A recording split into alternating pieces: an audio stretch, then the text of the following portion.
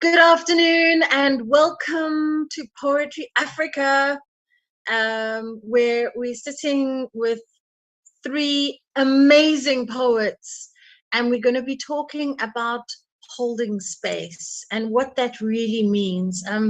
I think this is a time in history where holding space has come to the fore. My name is Phillipa Yaa de Villiers, by the way. And I'm very happy to be the moderator of this conversation, which is going to be held by Diana Ferris, who's one of our great poets of South Africa, Vangile Gansho, also great poet, and Mana Bugalo, who hails from Argentina and is our sister of our souls. And we are holding space for you today. And we're going to be talking about what does it mean to hold space and how does poetry hold space for us? Maybe we could start with you, Diana, because I've got a strong feeling about a few of your poems that perform that very important task. Sorry. Well, maybe I held space, or I hold space without having understood what holding space is. Yeah, thank you that you say that you see in some of my poems. I also think that older poets like me should hold space for younger poets. And in my case, I'm trying to hold space for younger women poets, and try and take them under my wing and see to it that they don't fall by the wayside, and that they stay in that space, and that they see there's hope in that space, and they can live in that space. Yeah, that is what I want to say. Yeah, I mean, I think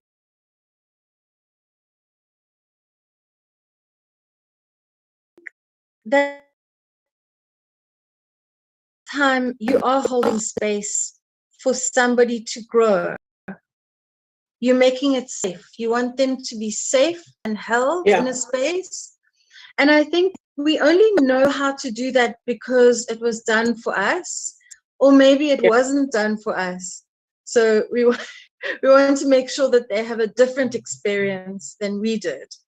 Do you feel that you had the space held for you to grow into become the poet that you are? Sorry for this throat. No, I don't really think so. Because they were, when I started out, they weren't really role models for my community, and so I really had to sort of work on my own to become who I am now. But maybe I'm not speaking the truth, because there were people who forced me into, make this life with poetry more serious. Like friends of mine who worked in the cultural field, who would ask me, come and do a poetry workshop. I didn't know anything about the poetry workshop. I had to go read up, and then I had to present it, and I got more and more requests, and I became better at it. And also others who invited me to participate, and I think that was holding space for me.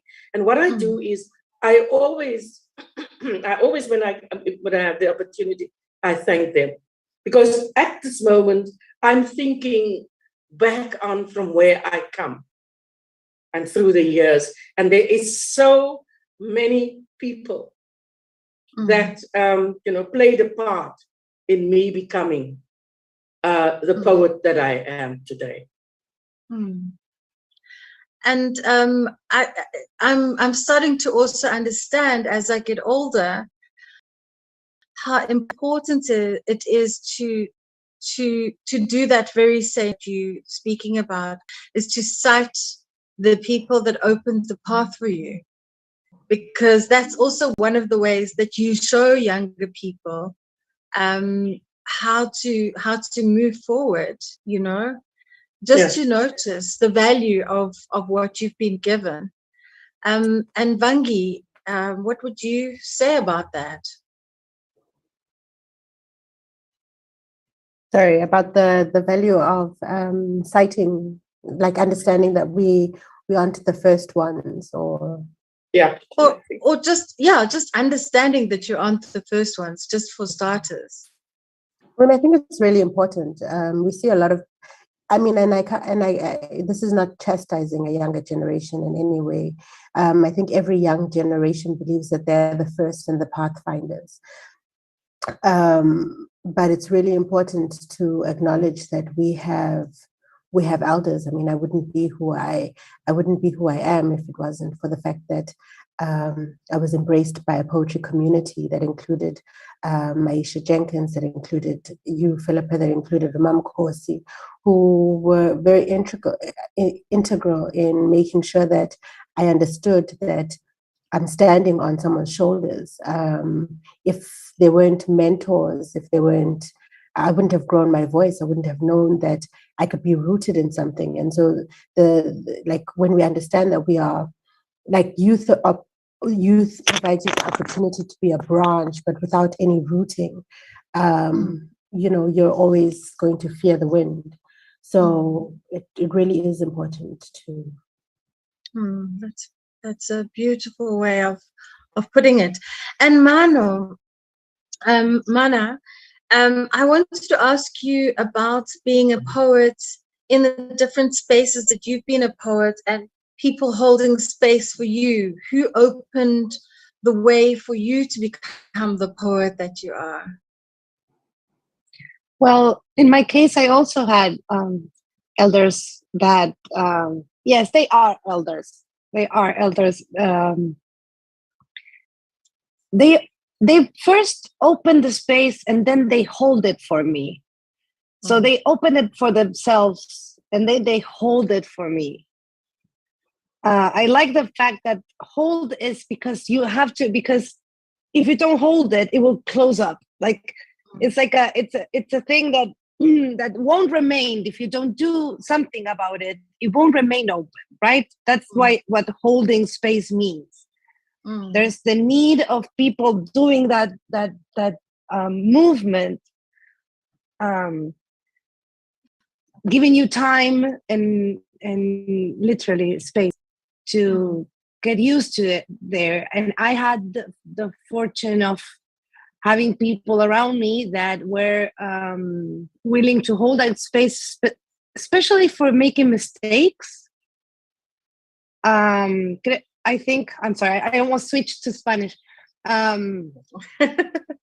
think that sometimes it's hard to navigate the world, then the industry or the scene, all these words, right? Like all these spaces. When you feel like if you make a mistake, there's no turning back. And so in my case, I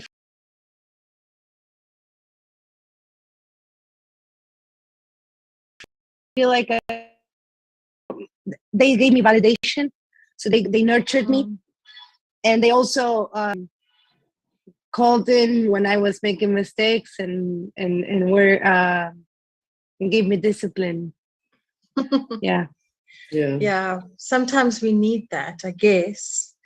I did say to the poets this morning that they could also respond with a poem. So does anybody want to do a poem that speaks to what we're talking about? Holding space, somebody who's held space for you, or someone you're holding space for? Sure, that's a difficult one.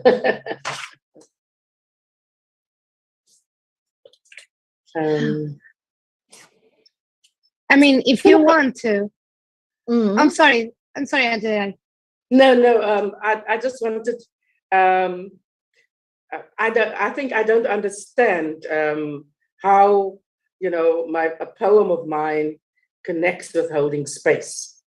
So Phillipa, after you, I want Phillipa just to explain a little bit so that I can choose which poem to read. Yeah. Okay. Mana, did you want to do a poem? I was wondering if I can do one, but it's in Spanish, and maybe I can. Fine. Maybe I can explain a little bit. This poet is one of the most important poets of Argentina. Her name was Alejandra Pizarnik.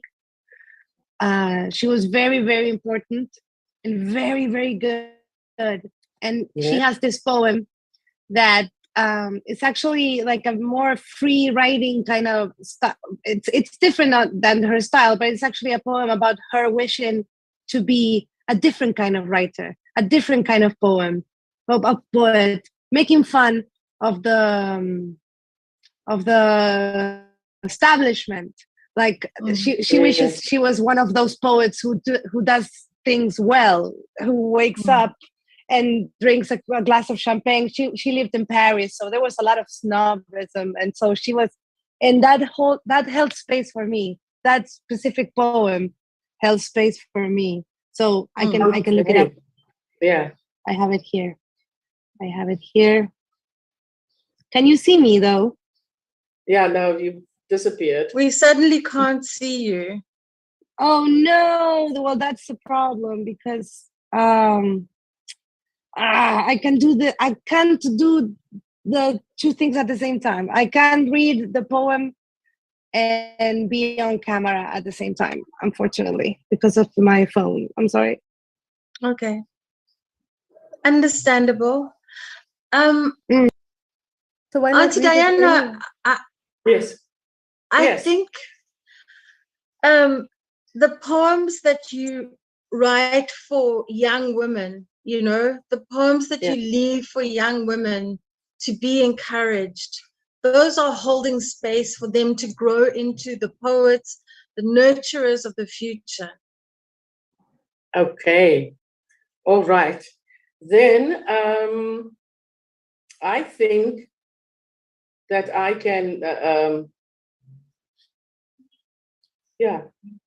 I have one from my collection, and I hope this is one holding space for, it's one for my mother, and it's called Memories. Nothing was more certain than me in you, than me from you. In your fiber, your marrow and spleen, you held me tight, and I return with full-grown hands and old, worn-out feet to relive in my dreams that which once was one. But you sleep undisturbed, with one eye closed. Time tears us apart. Nothing is more certain than me and you, slowly fading into shadows. The inevitability. Sorry, did I just cut off the end of the poem? No. I just wanted to explain it, but I think you do understand it. Yeah, I think the inevitability of inevitableness that you know, this too shall pass. So let us grasp everything that we can from this moment. Let us love each other with everything we can. Let us notice the best of ourselves, and let's bring that to light, because it will pass. And so, like, while we can, let's reach for the best of us. And I think also the other thing is that, like, with Vangi, I feel like you are a poet who is very, very, and Mana as well. From what I've spoken to you today, we're talking about as young people, you both have a very keen sense of justice. And in a sense, I imagine that that also is part of your creative journey, that you reached a point where you had to stand up for yourself. You had to hold space for yourself, you know, for a vulnerable part of yourself that needed to grow, or that needed protection. You did that. Maybe you would like to speak to that, or give us a poem about that. So actually, the poems I drew, I mean, I chose, speak to the one I wanted to read speaks to just what we were speaking about now. And now I'm thinking, okay, I'll read the one that speaks to the question you've just asked now. But I just wanted to say that when we think about holding space, and it's not always easy. So the poem I'm going to read is actually called Disappearing. I know nothing of wars, but I imagine they all begin with Jack falling down the hill and breaking his crown, and Jill coming tumbling after. Red or blue. When I can't decide, I pull the petals off an imaginary daisy and avoid the disappointment in Udada's eyes. I tell my niece she's a fire princess. She's excited. In years to come, someone she loves will turn her into embers, then leave her for something more flammable. The day I turn 21, my brothers each grab one of my feet, plant me deeply into a sister bed and cover me with soil. When I detach my legs, Mama covers my vagina with a cloth her uncle gave her when she was 12 years old. She tells me to keep it covered until I meet my husband. I am always aware of my weight, always too heavy, and sometimes I disappear completely. I wish I'd waited a few hours before falling asleep. My eyeliner only magnifies my swollen eyes. Oh, Mama says the world shouldn't see your roof caving in, not until they enter your house. My girlfriend hates penetration. Her fingers are always careful not to go too deep into me. When I go down on her, I nibble on her clit while rubbing the rim of her vagina with a pink vibrating egg. When she raises her pelvis, I slip it in. I can feel her tighten her grip as I try to slip my fingers out. This is the first time I have dared to enter anyone's walls. Sure. So I know it, but it's just, I think, it's called disappearing, and how in holding space for people, sometimes we lose so much of ourselves until we really do find a way of stepping into who we are. So that Michael Bella likes to tell us that when we offer people help or when we assist people, we mustn't give ourselves, we must make available something, but we mustn't give ourselves to these people, because then who remains? We are left empty shells. So we must give from ourselves, but we mustn't give ourselves. Yeah. There's something intensely moving about that poem and the frankness of female pleasure, which is, I think, a great, when I think about Audre Lorde's The Uses of the Erotic, it's definitely the source of change, the source of any great change, and a very important part of our lives. And the other night you did a poem, Mana, about sleeping with all those women's husbands, which I know this is sort of going off the topic of holding space, which is kind of a serious thing to do, almost a service. But I'm talking about the service to yourself, the service of giving, of owning your pleasure and honoring your pleasure. as a basis, because you can't do it for anyone else if you haven't done it for yourself first. So I think, well, funny enough, in the process of writing that poem, I feel like I was holding space for my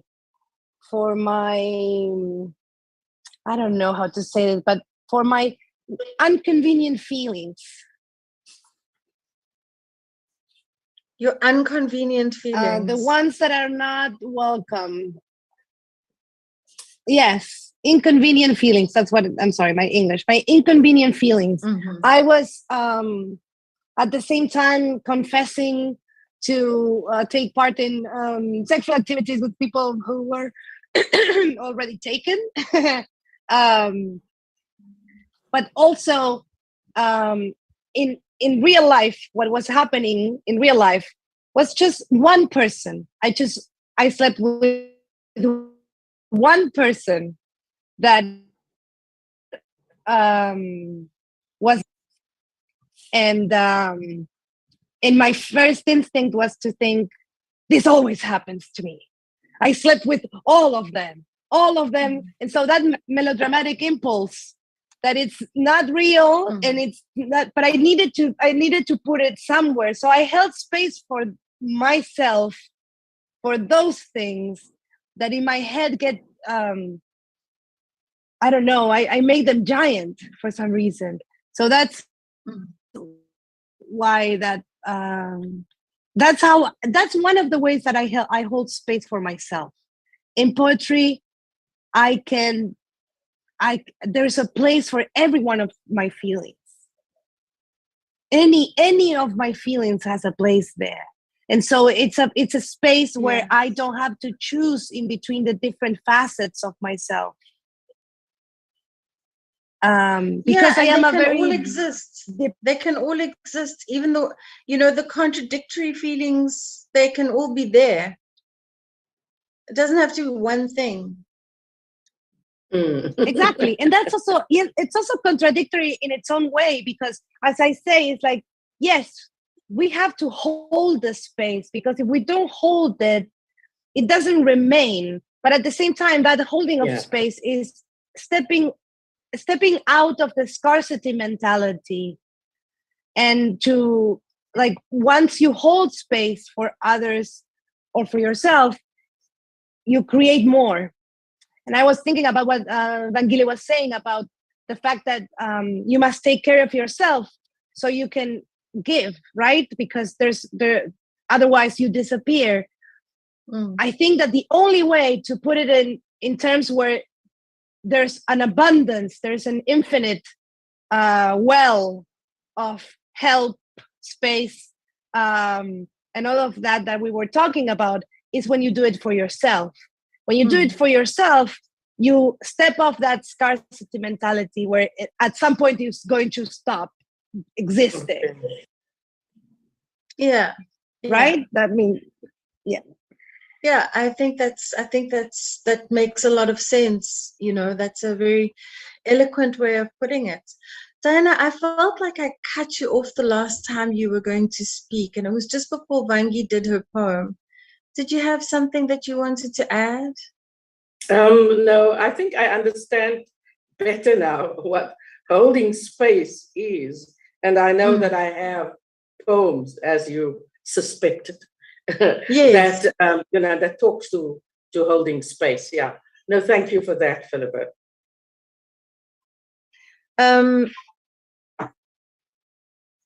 So I think for myself, I have become involved in, I do have a spiritual practice of traditional African religion, but I haven't gone the same route as Vangi. It wasn't opened for me in that way. And so for me, it's been going to yoga and practicing yoga as a means of connecting my body and my spirit to something greater, and to also really to take on the idea that space is, that I am not alone, that also allows me to trust that the space is being held for me to do what I need to do in this place and in this lifetime.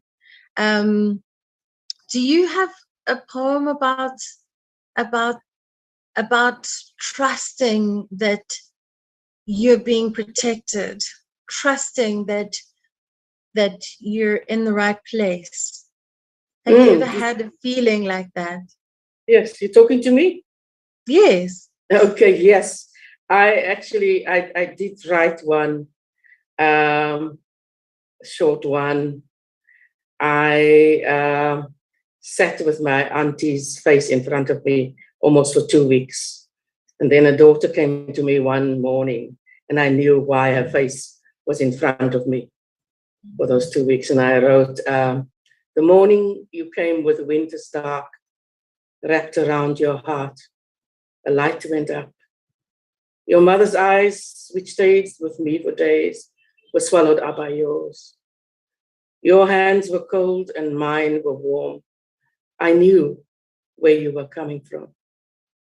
Two well-taught Christians, I thought, learned to love, to sing, to pray. But her eyes, which stayed with me for days, brought back to me God, the sun, and Africa. I knew then where I was coming from. Yeah, what a beautiful poem. And I think there's something about loss sometimes that that shows you more clearly what you have, or it brings you into focus. It seems like that Yes. poem is sort of coming from that kind of place. Yeah, it's also it's a sort of a breaking down, because I was at a time and a space in my life where I had to find out for myself what my spirituality is. And all the stuff that I've been taught that was wrong. And I had to get that out of the way to get myself into a space and to hold that space for me and to reaffirm that what I am and what I believe is not wrong. Holding that space. Yeah, and when I think about other poems that you've written about your identity and the way you move in the space, you are definitely a part of South Africa's indigenous people, so you belong in, even though maybe English in sometimes makes you feel like you're separate from that. But for me, you speak Nama, you speak you are that being of this place. Yeah, thank you. Yes, but also in the age that I am and where I come from, there is a lot of people for whom I should hold space for. I don't want to say too much, or there's others who must speak, but there's a short one saying, I told the kids in 1973, I saw clenched fists, furious walking, brave running, kicks into the body, burning noses, watering eyes. I saw afros not wilting in the wind, bell-bottom bodies standing firm. I told the kids I was young in 1973, 3 years younger than what I was in 1976. I told the kids the truth.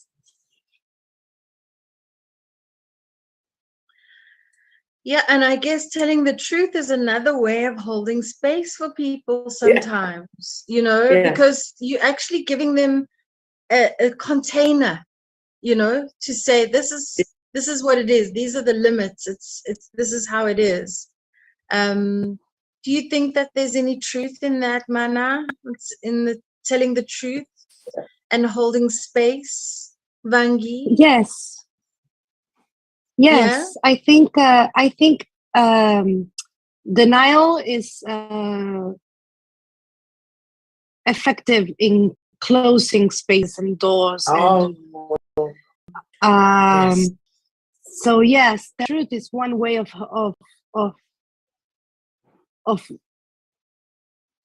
giving you the space to live in your truth. I feel, and yes, that's what I was thinking. Those were marvelous poems, by the way. And I kept thinking about this generational thing, like how we're trying to give more space to the generations that come after us.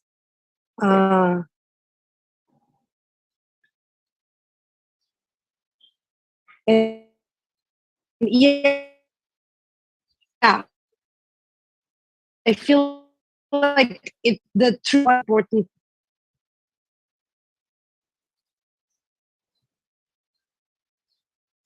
I'm very sorry that the first part of your sentence broke up. Can you repeat that? I was saying that telling the truth is important for a person, a poet, and a country. In terms of holding space.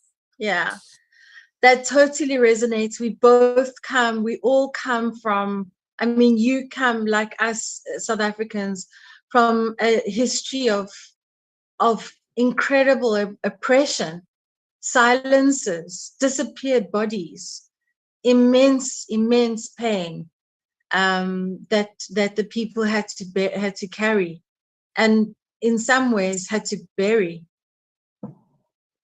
Yes, or couldn't. Yeah. Or couldn't bury. Yeah. Wow. Yes, that's why I think it's that important. Because if it wasn't that important, we wouldn't see people trying to deny. Like it's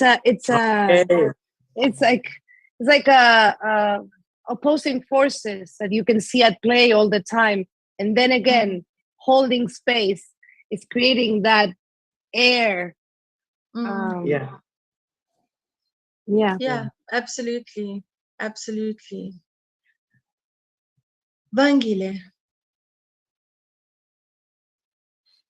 I'm thinking about what Mana is saying about holding space is creating that pocket of air so that something can be. And I think, I'm going to respond with the poem, but I do want to say that the truth is such a delicate thing.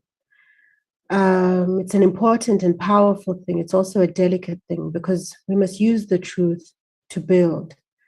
And we must use the truth discerningly and with great intention, because I've seen, and especially like maybe with healers or people, especially as a trauma response, is like, but this is my truth and it's not going to change. And there can be something very selfish and destructive when you wield the truth as a way of manipulating or as a way of responding from a wound. And so the truth is an incredibly delicate thing that must be used with great discernment and must be rooted in deep love. I do want to respond with a poem speaking to this idea of intergenerational kind of holding and the power of the truth, or rather the danger of a secret. And holding space and holding that. And this is called Clots of Blood, and it's after Hirama Ito's Coyote, which is also a way in which writers hold space for other writers, because it was Hirama Ito's poem that allowed me to go into this place for myself. My grandmother was a teacher. My mother was a healer. My mother's younger sister was a Christian. My mother's other younger sister had a paralyzed daughter. All were wonderfully beautiful. When I was born, my grandmother sent a telegram with my name. She saw me in a dream. My grandmother saw herself reborn through my mother. When I left home after she died, she visited me in a dream, painted 3 dots from blood onto my forehead. My mother birthed 4 children. Her second son took too much of her blood into his heart.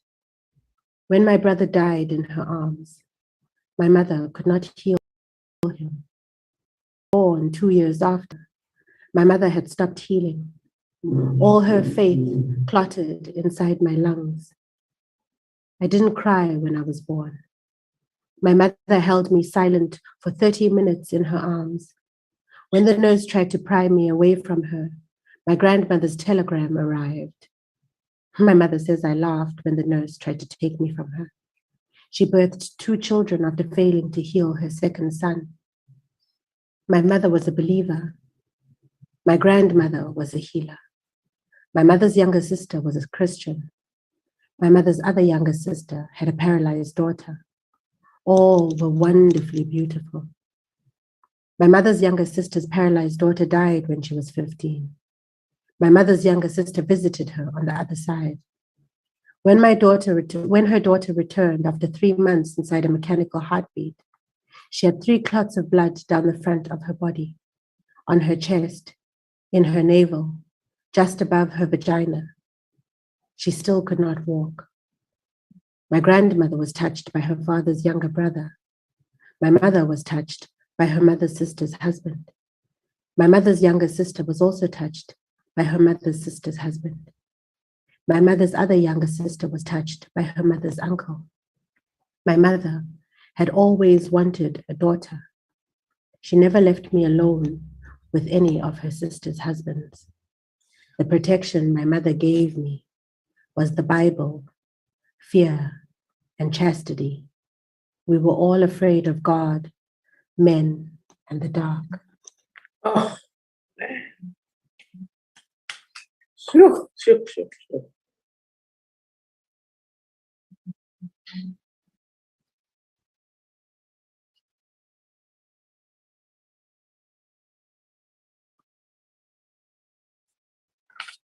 I think it's just really important to acknowledge that we've been holding space for a long time.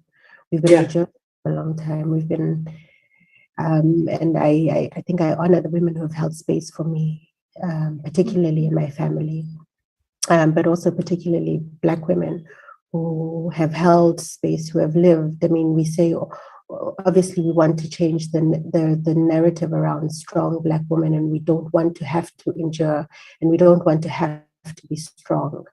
And in the same breath, we honor the women who have had to be strong, who have endured. And I give all the flowers in the world to my mother and my grandmothers and my aunts, because I don't know what it takes to hold that kind of space. I don't know what it takes to birth children in the kind of world that they've had to live in, and to survive in the spaces that they've had to survive in, and to stay so beautiful and so gracious and so kind. I don't know what it takes to be that kind of woman. Thank you. Thank you very much for that that reflection. For myself, I was relinquished by my mother at 3 days old, so I don't have that sense of a kind of generational passed on obligation to your child, but strangers have held me. Strangers held space for me, and strangely enough, I used to feel often that there was the vulnerability of that is that many of the children who are in care or fostered get sexually violated, and I was one of those.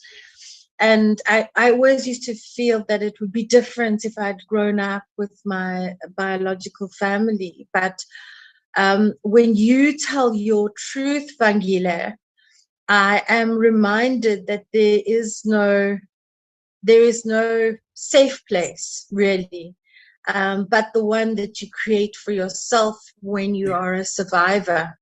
And you know, I think that's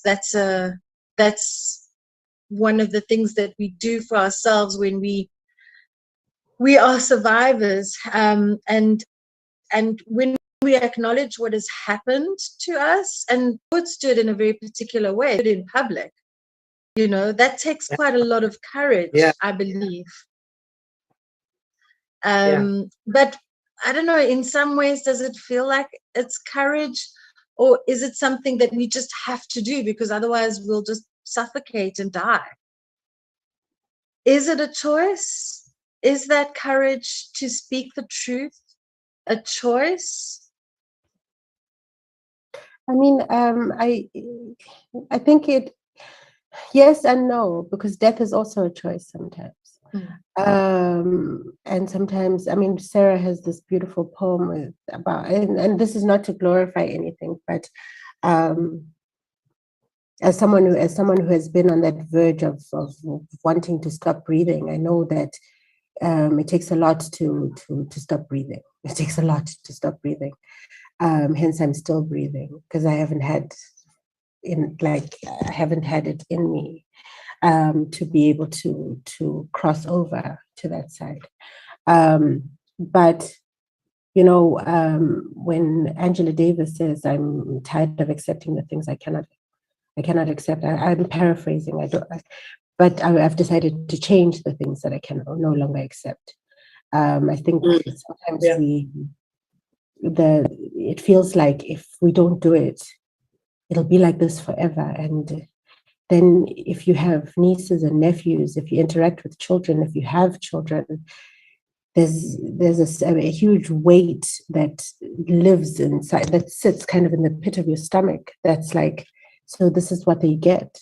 I mean, I know what I got was bad, but this is worse. So something's got to give. Something's got to give. Somebody's got to do it. And I think there's power in building community. There's power in saying, like I watch. I'm very quick to do things on my own, and so you go and you do your laundry, and then you have this big bowl. I mean, this big basin of water, and then there I am, kind of lugging it by myself, trying to go pour out the water. And then I watched these other two gogos, and one gogo just said, "Please come help me carry the water." And how simple is that? And there they were, two of them, and it was much lighter, and no one broke their back. And that's just a deep and profound lesson.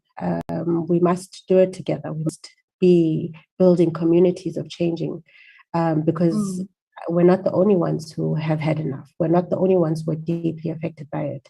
So we must allow that rooting in light and love and anger and rage to unite us in a way that is going to build something, that is going to change something, shift something. Yeah. And Mana, yesterday we were talking about, you're talking about a poem that holds space for you, or that it's a closure poem. Will you do your closure poem for us? Oh, I can tell you about it because it's like a 15-minute piece about a breakup. And it's a closure poem because I am so mad, I'm so angry at this man that it's called Se Rompió, which means it broke. Because it's about how I was there when it, whatever it is, was no longer there. I was there when he stopped loving me. And I was so hurt and so angry. And so most of the poem is just me telling how angry and making fun of his shortcomings. And at the end of it, I say that he's challenged in love. He has a problem. He's incapable of love. Something like that. I say, and I say, pero no.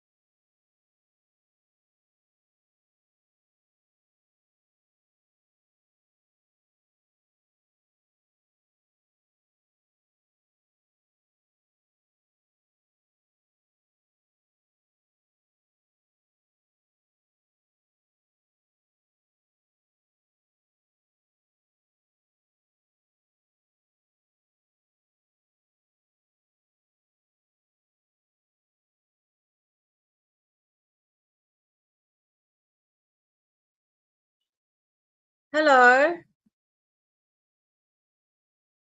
Hello, Sorry I'm about sorry. No, I don't know what No, happened. we're sorry about that. You know, the internet just sort of dumped us for a moment. So we lost the last lines that you were just telling us. The lines at the end of the poem, I Mm. I come to a place where I am very angry at his shortcomings as irresponsible, like in love. He was irresponsible. So I said, pero no. La verdad es que a él un día se le rompió. Un día a él se le rompió y se terminó. Which it ends with, it's over. And so for me, you know, it's nice, Evangelia, you were talking about that famous Angela Davis play with the Serenity Prayer, right? The God grant me serenity to accept the things I cannot change, the courage to change the things I can, and the wisdom to know the difference. And the part of the wisdom to know it's really hard.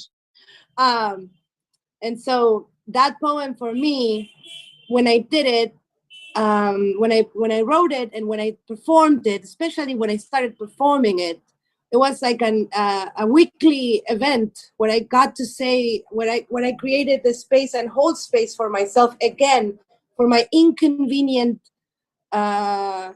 feelings of hurt and my inadequacies, and the fact that I was just somebody who once loved me stopped doing so. And I needed to be able to say it. Yes. So yeah. That is such an amazing and beautiful story that you're telling, because it just shows how poetry becomes a companion, becomes a holding space for those feelings. So you don't have to bottle them up, you don't have to carry them with you, you don't have to be destroyed by them. You give them space to let themselves out, you know. And you do it in such a way that other people the point of can also. I'm sorry. I'm saying that to the point of Angelia about the destructive nature of your truth.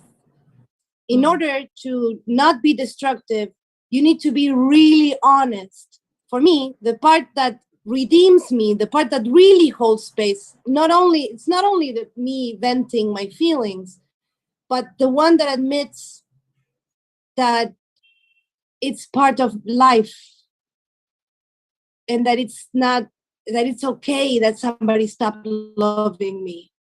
That's the part that I think really holds space for me. The one that says, you're not going to die. That's how love works. Sometimes it's over.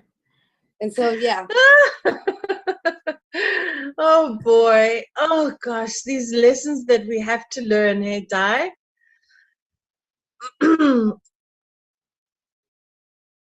You're muted. You're muted. Unmute yourself, Diana. That's it. Yeah. You know, truth. I don't want to use the truth so much, but admit is, you know, because if we can't start holding space for ourselves, we won't be able to hold space for others. So, you know, as Mana said, she realized, no, she's not going to die from that broken heart. It's going to heal, and her life is going to go on. And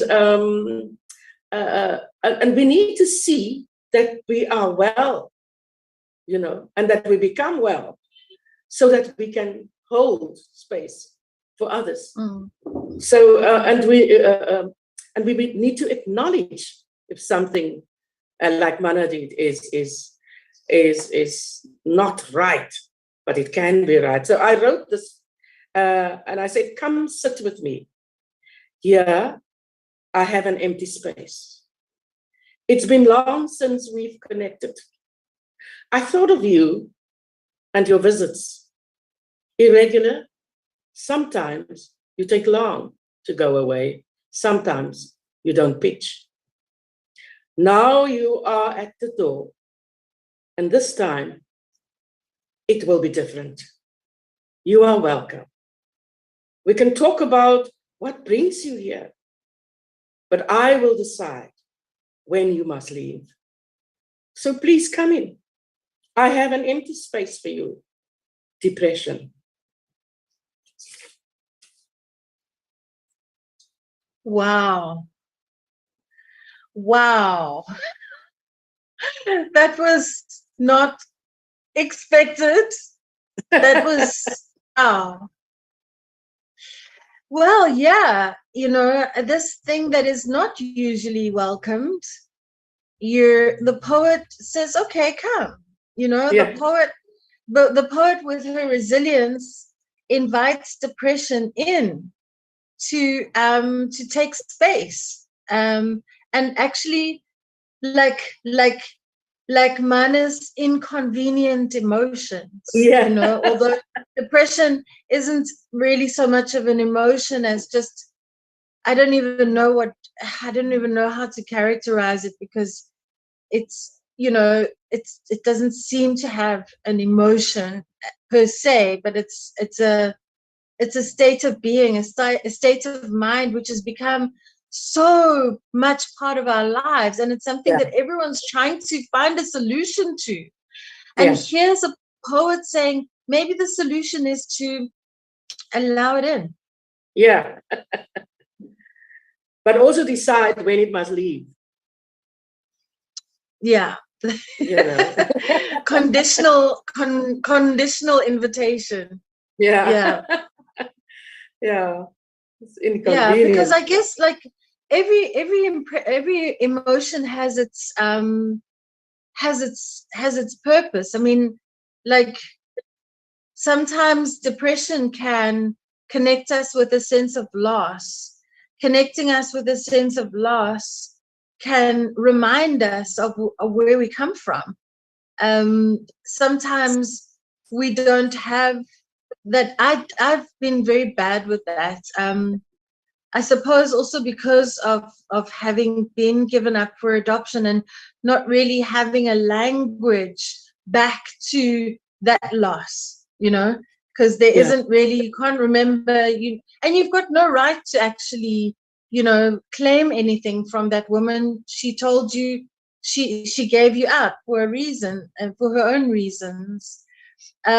So it's, it's very, very beautiful to hear that poem and to trust that you won't be overwhelmed by those feelings. Yeah. Yes. Yeah. Make that promise that you will decide when that must go. Yeah.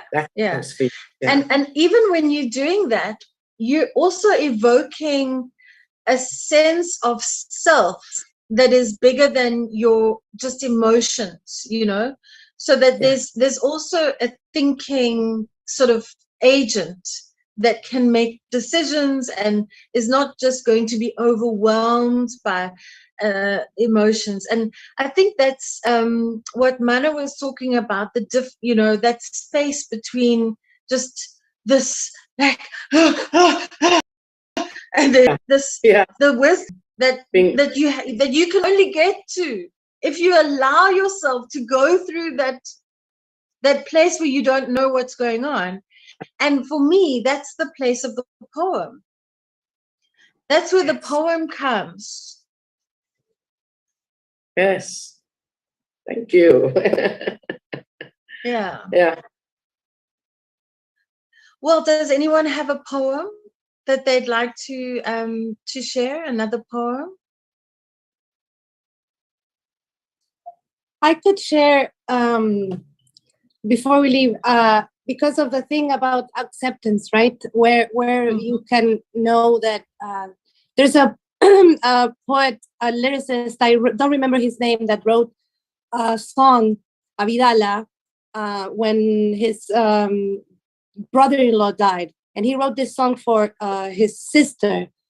And the last verse says, I'm already listening to the Vidalita, the song, in order for life to sing, death must beat its drum. Wow. Oh, and it goes like, ya estoy escuchando solo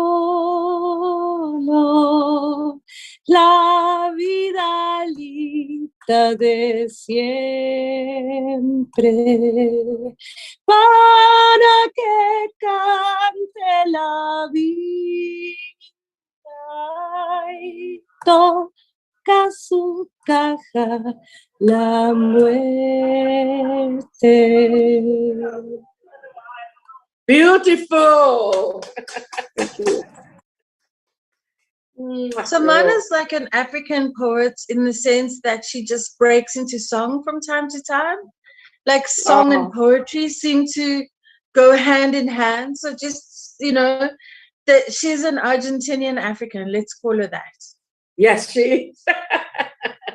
She's been doing that with us all week long. It's been very, very pleasant. I'm honored. Thank you so much. Anybody else like to do another poem before we close? I'll do a poem. There is an old woman across the river. She is made of sand and fire, carrying a child on her back. I cannot reach her. She has burnt the river dry. The mud is buried, turned angry, swallows rocks and children who still believe in water. It has not rained in 3 full moons. Small girl is no longer a child. The old woman does not break her back carrying her. She carried rocks and built a house in another life. Small girl is singing. Tears are falling from her eyes. She is tired. Her feet do not know the ground. I tell the old woman to sit her into the river. Small girl's feet will bring peace between the burning sand woman and the water.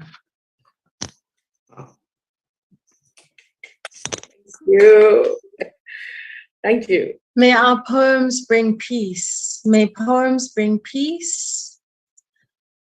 Poems bring peace in your own warring hearts. Sometimes you have to write yourself out of the war. And sometimes it's just in doing that, just do it. If you can, allow the poem to come through you. Thank you, Phillipa. I think we've still got 5 minutes, eh? Yeah. No, we don't. It's actually 59. Okay. Yes. Okay. It's time. Thank you, Phillipa. Yeah. Thank you so Phillipa, much for joining for this, and everybody who was watching. Thank you so much for being part of our conversation, and we hope that our words have gone into you and become part of your own holding space as you struggle through this difficult world that we're living in. Thanking you. Thank you, everyone. Thank you, Phillipa. Bye. Thank you.